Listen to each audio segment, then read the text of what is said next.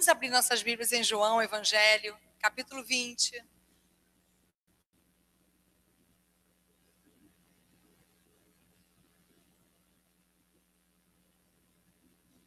A partir do versículo 10 do capítulo 20.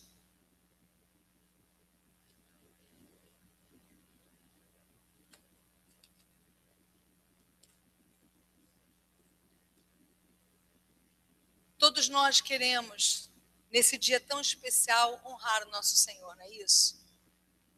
Queremos fazer alguma coisa diante do sacrifício da cruz. Aqueles que já tiveram um encontro com Deus sentem esse desejo de oferecerem suas vidas também. E é o que os irmãos acabaram de fazer ao elaborarem e ensinarem essa peça. Eles ofereceram ela como uma oferta a Deus. Assim como os irmãos que louvaram o Senhor há pouco, assim como eu que vou pregar agora, assim como você que está sentado ouvindo, mas você não é um ouvinte. Você é um membro do corpo de Cristo. E nesse momento, a sua presença, a sua oração, a sua ligação espiritual com as pessoas que estão ao seu lado, à sua frente, atrás de você, é a tua oferta a Deus. Nesse momento e nesse domingo que é tão especial. E eu gostaria de ler o texto que está a partir do versículo 10 do capítulo 20 do Evangelho de João, que diz assim: os discípulos voltaram para casa. Maria, porém, ficou à entrada do sepulcro chorando. Enquanto chorava, curvou-se para olhar dentro do sepulcro e viu 2 anjos vestidos de branco, sentados onde estivera o corpo de Jesus, um à cabeceira e o outro aos pés. Eles lhe perguntaram: mulher, por que você está chorando? Levaram embora o meu Senhor, respondeu ela, e não sei onde o puseram. Nisso, ela se voltou e viu Jesus ali, em pé, mas não o reconheceu. Disse ele: mulher, por que está chorando? Quem você está procurando? Pensando que fosse o jardineiro, ela disse: se o Senhor o levou embora, diga-me onde o colocou e eu o levarei. Jesus lhe disse: Maria. Então, voltando-se para ele, Maria exclamou em aramaico: Rabone, que significa mestre. Jesus disse: não me segure, pois ainda não voltei para o Pai. Vá, porém, aos meus irmãos e diga-lhes: estou voltando para meu Pai e Pai de vocês, para meu Deus e Deus de vocês. Maria Madalena foi e anunciou aos discípulos: eu vi o Senhor, e contou o que ele lhe dissera. Somente até aqui. Vamos fazer uma oração.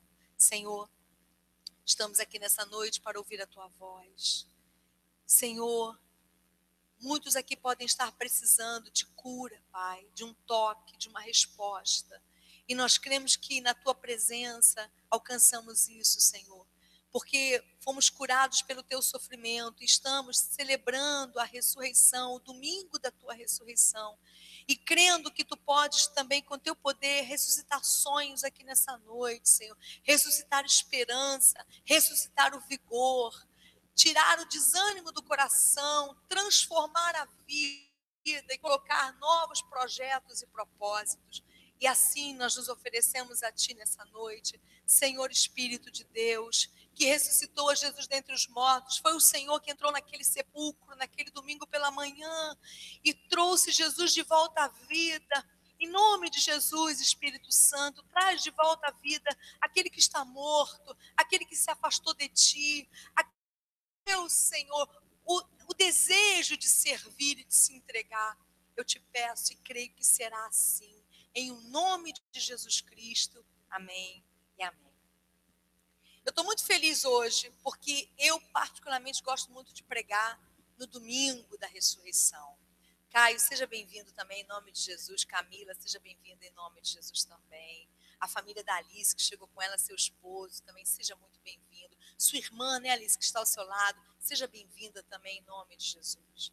É um grande privilégio para mim estar aqui hoje, nesse domingo. Dilson também seja bem-vindo em nome de Jesus nessa noite. Poder pregar nesse domingo que carrega esse simbolismo tão importante, é um privilégio, eu creio, para todos nós estarmos aqui nessa noite, adorando a Deus no dia em que nós fomos expiados. Hoje é o dia que nós podemos dizer que foi aquele dia em que Deus concluiu a expiação da humanidade, a salvação de todos aqueles que reconhecem a Jesus Cristo como Senhor e como Salvador de suas vidas. Porque a Bíblia diz, aquele que me confessar diante dos homens como Senhor e Salvador, eu também o confessarei diante de meu Pai que está nos céus. E hoje a gente está aqui para falar nesse momento e nesse domingo que é tão importante. Jesus mudou a história da humanidade num domingo de Páscoa. E falar de Páscoa é falar de um final de semana como nunca houve outro igual.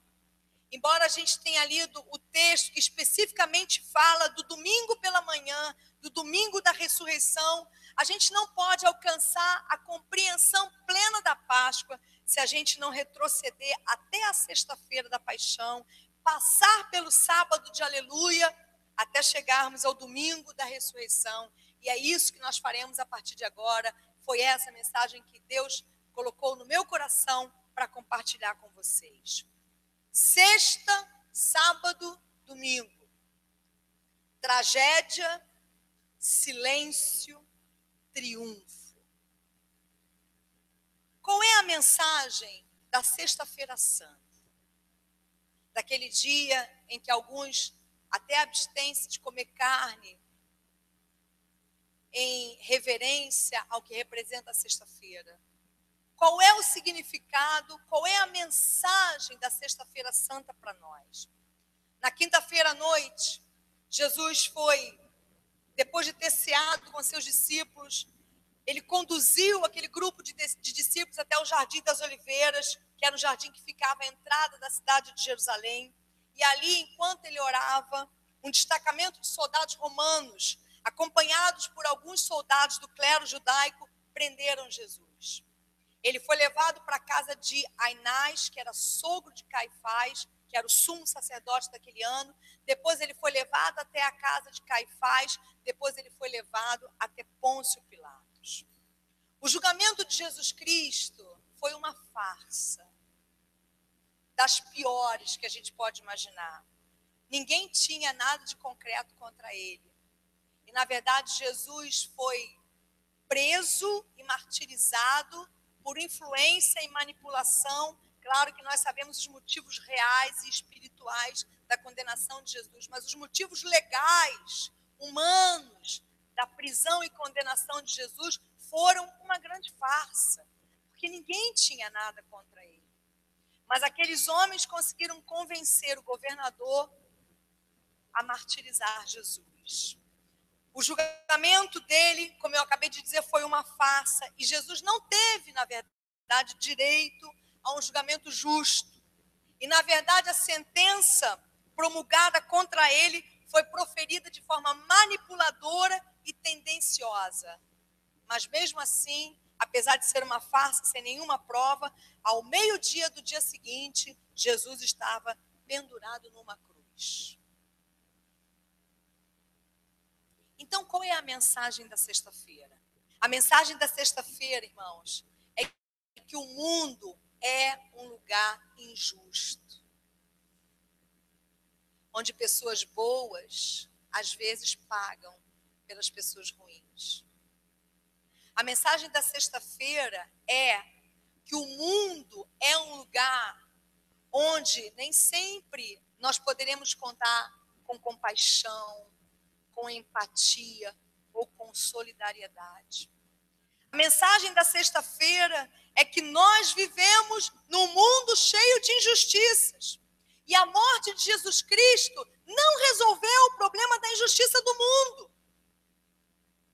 Ao contrário, Jesus sofreu ele mesmo essa injustiça. A vitória da cruz não foi acabar com a injustiça. A vitória da cruz foi acabar com a distância entre Deus e os homens. A vitória da cruz foi superar a injustiça mostrando à humanidade que no final, o bem vence o mal. Aleluia! Deus tomou a execução do seu único filho de uma forma injusta, cruel, e transformou aquilo numa vitória definitiva contra o mal. A mensagem da sexta-feira é que por causa do horror da sexta-feira santa, nós podemos crer que o bem venceu o mal. Você pode repetir essa frase maravilhosa comigo nessa noite? O bem venceu o mal. Irmãos, o bem venceu o mal. Essa é a mensagem da sexta-feira. A morte de Jesus é a pedra fundamental do cristianismo. É o fato mais importante da vinda dele ao mundo. Irmãos, a gente é curado não pelos milagres de Jesus. A gente é curado pela dor de Jesus. Não é o milagre dele que te cura. Não é o milagre dele que te salva. Não é o milagre dele que te restaura. É o sofrimento dele. O castigo que nos trouxe a paz estava sobre ele. E pelas suas pisaduras, pelos seus ferimentos, pela sua dor, por ele ter aguentado carregar toda aquela injustiça no corpo dele naquela maldita sexta-feira, eu fui curado. Você foi curado. Glória a Deus por isso. É a dor dele que curou a gente. A mensagem da sexta-feira é essa. Ele não resolveu a injustiça do mundo. Ele resolveu a distância entre Deus e os homens e provou que no final, se a gente aguentar firme, o bem vence o mal. Nós fomos curados pela sua dor, não pelos seus milagres. Mas essa é justamente a maior dificuldade da Sexta-feira Santa. É na Sexta-feira Santa que a maioria das pessoas tropeça quando se aproximam de Deus. É quando chega na vida delas a Sexta-feira Santa. É nesse momento que a maioria das pessoas tendem a tropeçar e por isso não conseguem continuar a caminhar na presença de Deus. Porque não conseguem conciliar a imagem de um Deus amoroso com o fato desse Deus amoroso ter permitido que o único filho dele fosse crucificado. E aí as pessoas não entendem. Não entendem por quê. Não entendem por que Deus permite. Quem sabe há pessoas aqui hoje assim, que tenham passado por coisas em suas vidas e que dizem, eu não entendo. Por que Deus permitiu isso? Ou por que Deus está permitindo isso? É justamente essa a maior dificuldade da Sexta-feira Santa. E é muitas vezes a maior dificuldade daqueles que se aproximam de Deus. Conciliar a imagem de um Deus amoroso, de um Pai amoroso, que permite que seu único filho seja martirizado de forma tão cruel, de forma tão injusta. Como é que a gente concilia a imagem de Deus com a Sexta-feira Santa? Esse é o nosso desafio de fé. Entenderam? O desafio de fé daqueles que servem a Deus é passar em suas vidas, conciliando a imagem de um Pai amoroso com a Sexta-feira Santa. Quantas vezes nas nossas vidas, nós nos fazemos o mesmo questionamento? Como conciliar a imagem de um Deus amoroso com a permissão que Ele concedeu para o meu sofrimento? Como conciliar a imagem de um Deus amoroso que permite que seu filho seja crucificado injustamente? Como conciliar a imagem de um Deus amoroso que permite que a gente fique doente, que permite que a gente perca o emprego, que permite que os nossos relacionamentos amorosos naufraguem, que permite que o nosso filho, que a nossa filha, que o nosso esposo, que a nossa esposa passem por uma dificuldade, que permite que a nossa nação atravesse esse momento tão vexatório. Como conciliar isso? O que nós não entendemos, ou melhor, o que nós ainda não entendemos, é que, na verdade, para a gente conciliar Deus com a Sexta-feira Santa, a gente tem que se lembrar de uma coisa. Aonde estava Deus na Sexta-feira Santa? Aonde ele estava? Ele estava no céu?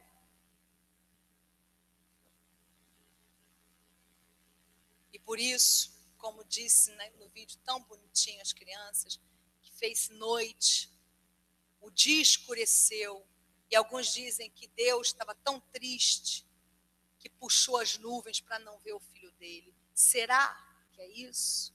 Aonde estava Deus quando Jesus estava na cruz?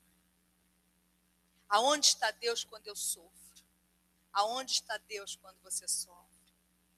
Deus está no mesmo lugar quando você e eu sofremos que ele estava enquanto Jesus estava pendurado na cruz. Sabe aonde estava Deus?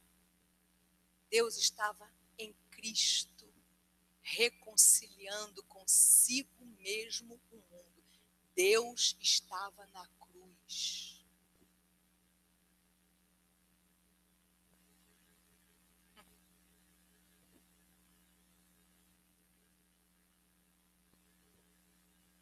Deus está em você quando você está passando por essa dificuldade.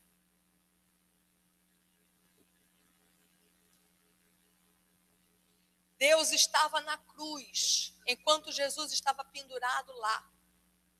Deus não está distante quando você sofre. Quando você entra numa sala de um médico para fazer uma consulta, Deus está lá na sala com você. Aleluia. Quando você entra num centro cirúrgico para fazer uma operação, Deus está lá em cima daquela mesa no centro cirúrgico com você. Quando você está numa UTI, quando alguém está numa UTI, ou quando alguém está numa fila de desemprego, ou quando alguém está no meio de uma briga dentro de casa, Deus está lá. Porque Deus estava em Cristo, reconciliando consigo mesmo o mundo. Ele está com você, atravessando com você qualquer momento.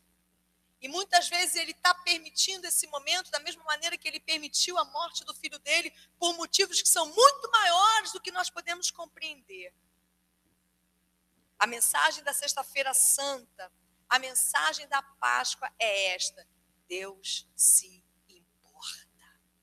Você pode virar para a pessoa que está ao seu lado e dizer isso: Deus se importa. Diga para a pessoa que está ao seu lado, diga atrás de você, na sua frente: Deus se importa.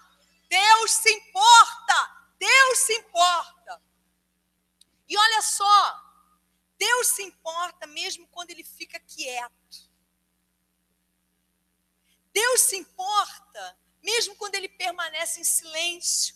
Porque essa é a mensagem do sábado. O sábado de aleluia é o sábado do silêncio. É o sábado onde não tem sinal, onde não tem palavra de Deus, onde não tem nada acontece. A mensagem do sábado é uma mensagem silenciosa, porque a mensagem do sábado é o silêncio.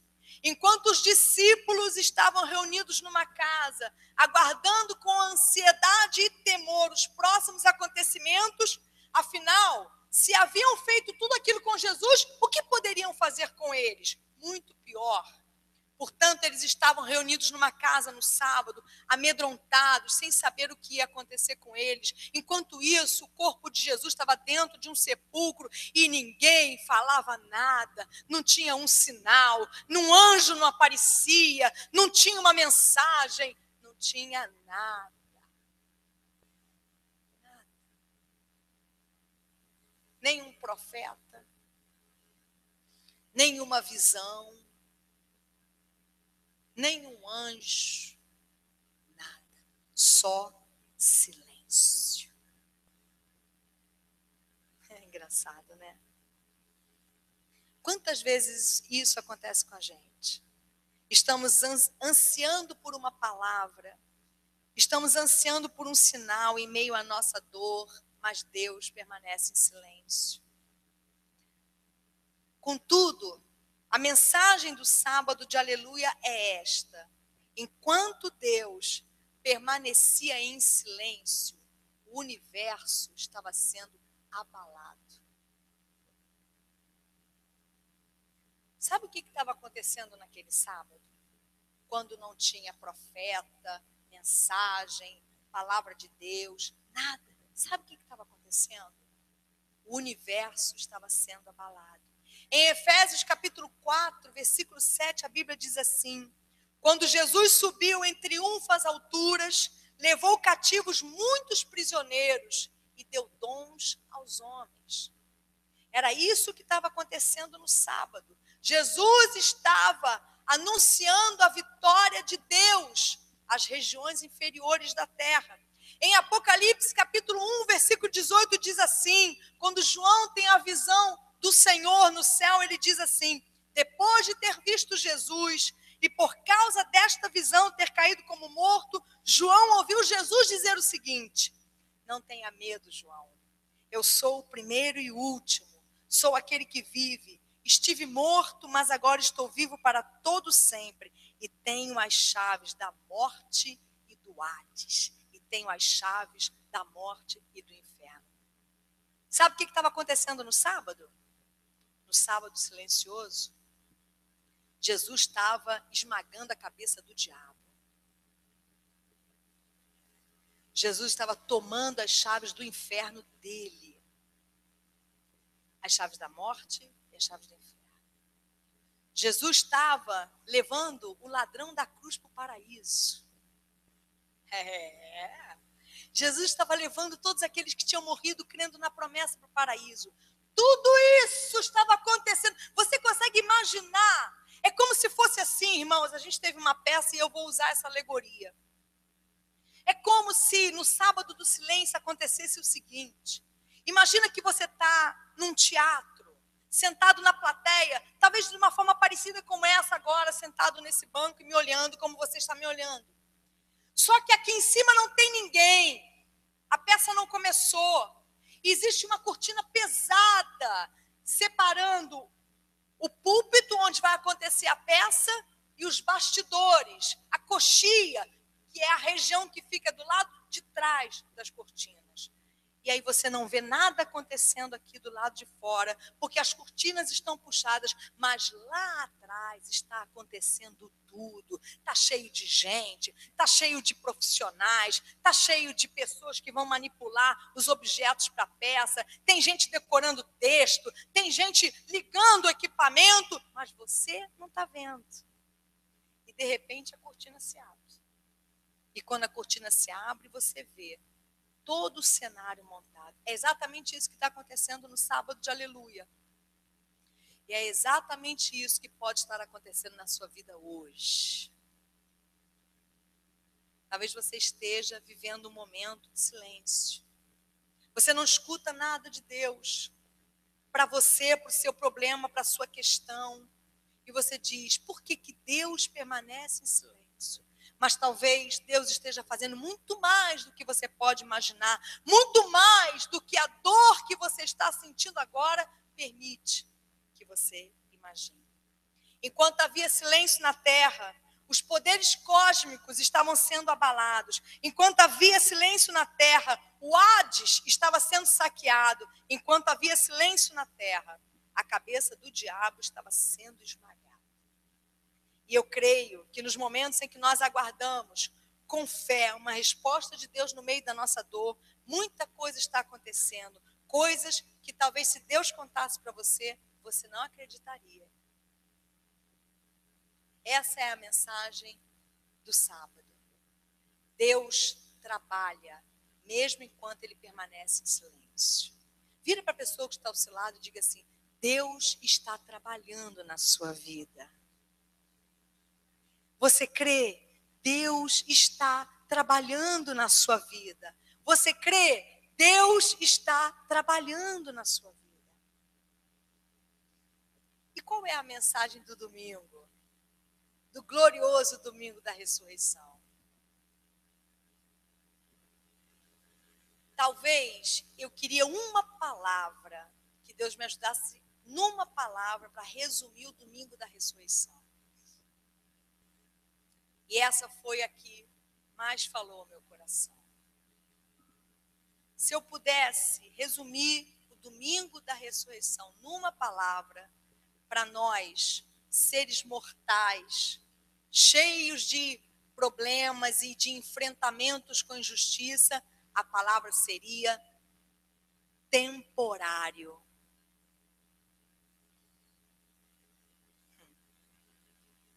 É verdade, né, Rominho?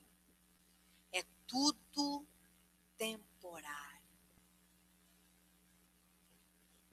Pensa no teu problema hoje. Tem uma palavra de Deus para você, é temporário.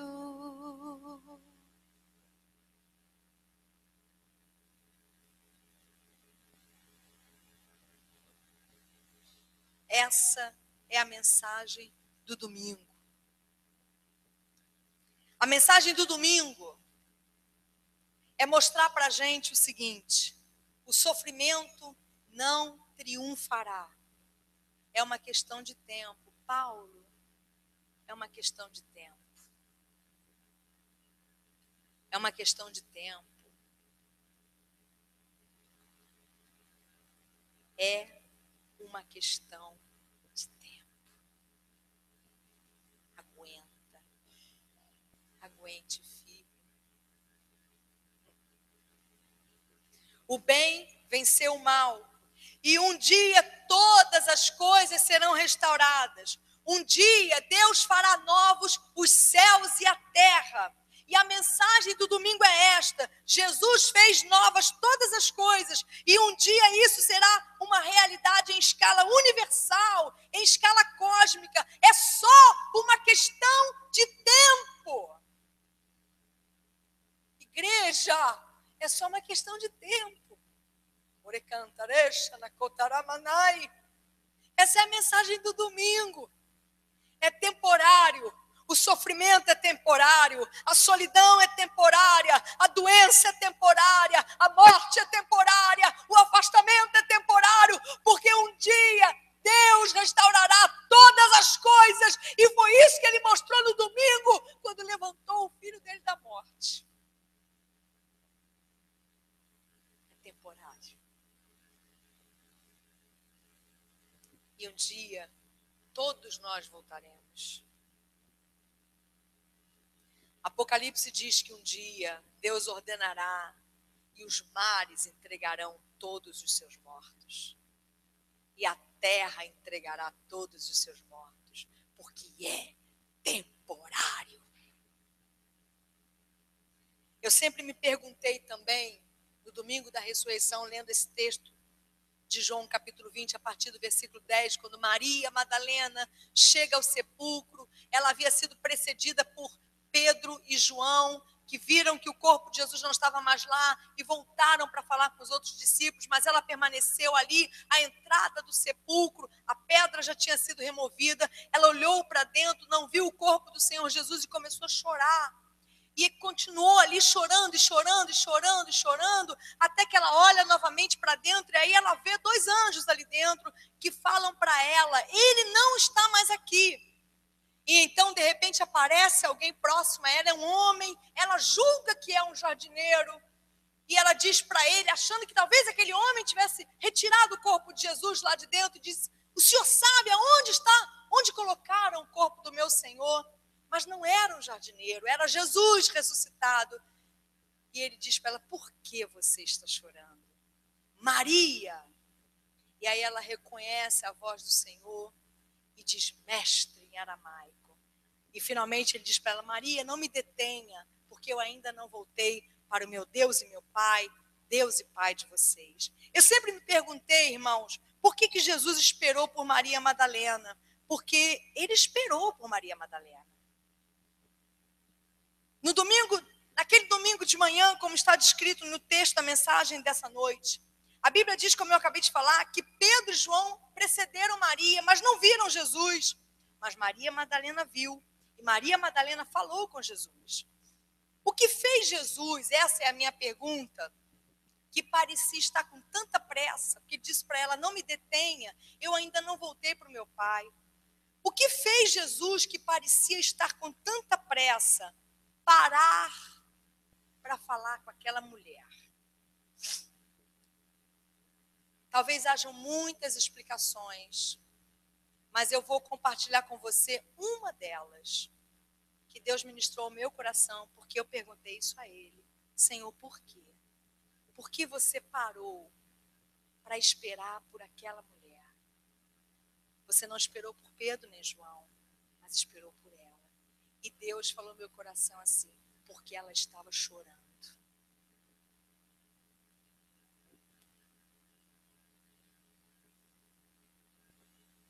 Deus falou no meu coração assim, eu sempre parei para os que estavam sofrendo.